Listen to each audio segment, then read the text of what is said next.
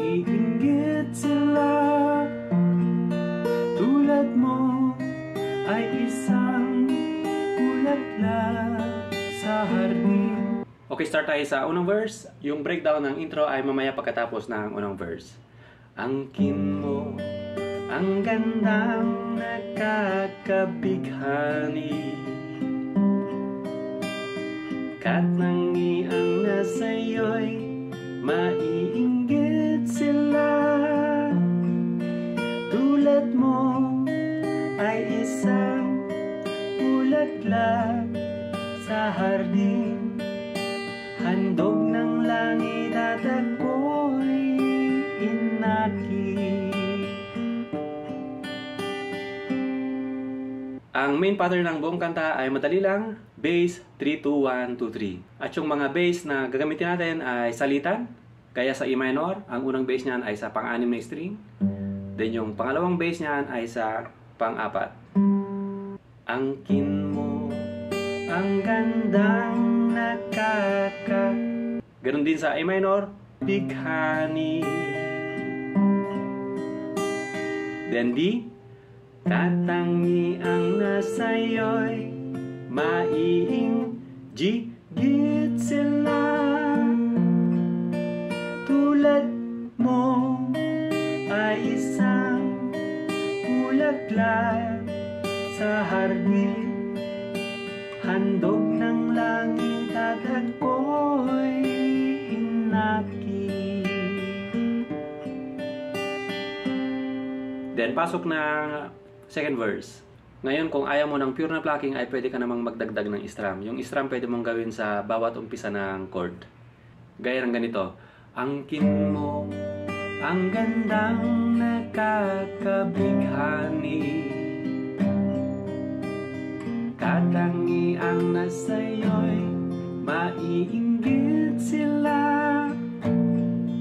Tulad mo ay isang bulaklak sa hardin, handog ng langit at ako'y inakit.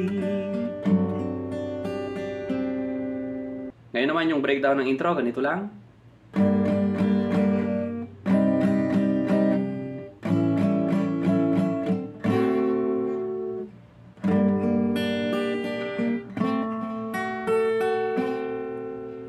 Yung unang part ay E minor, 4 na strum pababa. Yung pang-apat na bilang ay nandun yung beat.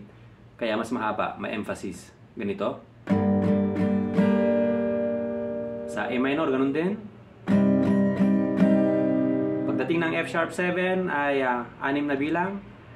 Pero nandun sa pang-apat pa rin yung beat. Then B7. Sa B7, isang pababang strum lang. Buwelo yan papuntang plucking ng E minor. Yung E minor na plucking, ganito lang. Ang gagawin dyan, E minor, strum pababa. Then, 3, 2, 1, 2, 3. Yan yung main pattern ng plucking. Then, B7, ganun din, strum. Then, 3, 2, 1, 2, 3. Sa B7 pa lang, pwede kang mag-bar chords dito o kaya yung dito sa lower fret. Ganyan. Yung chord chart nasa screen para hindi kayo mawala. Ganun din.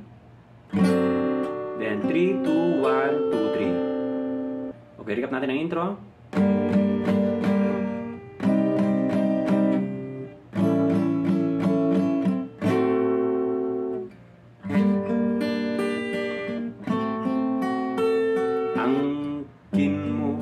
Ngayon dako naman tayo sa second verse. Yung second verse pareho lang din sa unang verse, maliban doon sa pagpasok ng chorus. Handog ng langit at ako'y inakit, ngunit bakit ang iyong ganda'y panlabas lamang, bumubulag sa gaya kong umibig sa'yo. Ikaw pala'y rosas na walang bango, tilikay mo maon puso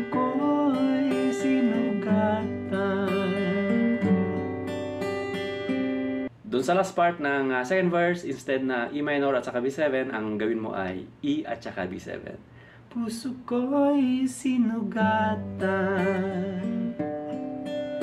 sinayang mo. Yan na yung chorus. Ngayon sa chorus, ganito naman. Puso ko'y sinugatan, sinayang mo. O gili ko, mga handog ng Diyos sa'yo, pagkat ang puso'y mapaglaro, nilimot ang pag-ibig ko sa'yo. Then balik ka ng second verse. Pagkatapos ng second verse ulit ay gawin mo yung chorus. Pagkatapos ng unang chorus ay tataas ka ng isang semitone. Mula sa E, magiging F. Kaya mula sa B, magiging C. Siya nga pala, kung gusto nyong ma-avail yung tablature ng kanta, ay mag-comment lang kayo o kaya i-DM nyo ako sa platform. At saka sa mga gustong sumuporta sa aking channel, ay meron akong membership join button dyan sa baba. Pakiclick yung join para makita nyo yung mga perks na nakapaloob bilang member ng channel. Maraming salamat sa inyo. Hanggang sa muli.